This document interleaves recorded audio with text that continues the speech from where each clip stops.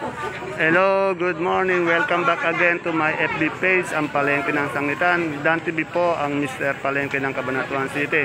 Ngayon po, December 9, Wednesday, 4 na timbangan po ang nahuli namin na may daya sa kanilang mga timbangan. Ito po ay aming pinumpiska at wawasakin na para hindi na po mabawi at magamit pa nilang muli. Tatanggalin muna natin po yung mga salamin para hindi makasugat. Ayan.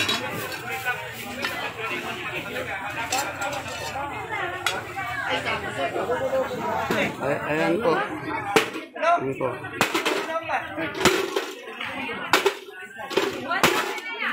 Sa kabila pa, yan.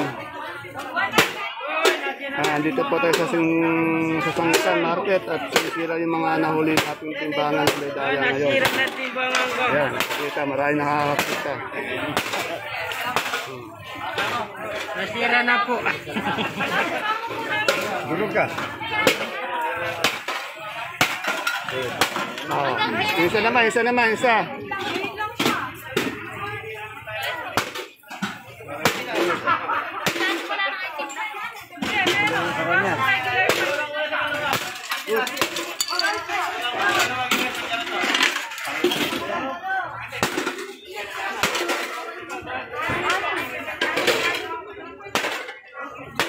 Abang nasa na yung basura natin dyan.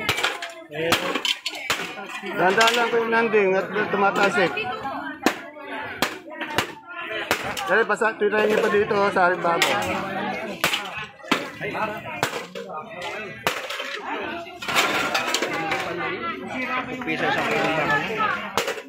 Sige, durugin mo pa ng durug.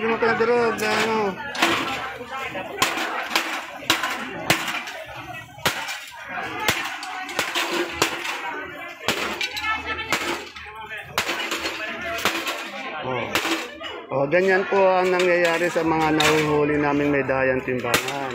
Yung mga nahulihan naman po, ayan, nausap po namin dito sa opisina at may mga babala po yun at may penalty. Ayan. Kaya po sa mga tindero ng ating palengke, ng supermarket, sangitan, sana po ayusin natin yung mga timbangan. Sakto po yung bayad ng ating mga mamimili. Kailangan sakto rin po ang binibigay natin timbang sa kanila.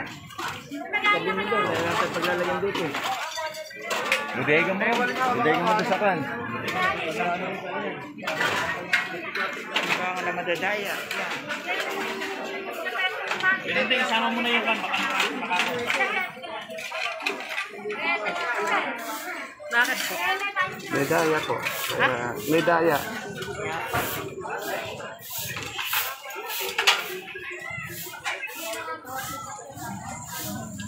Sige po.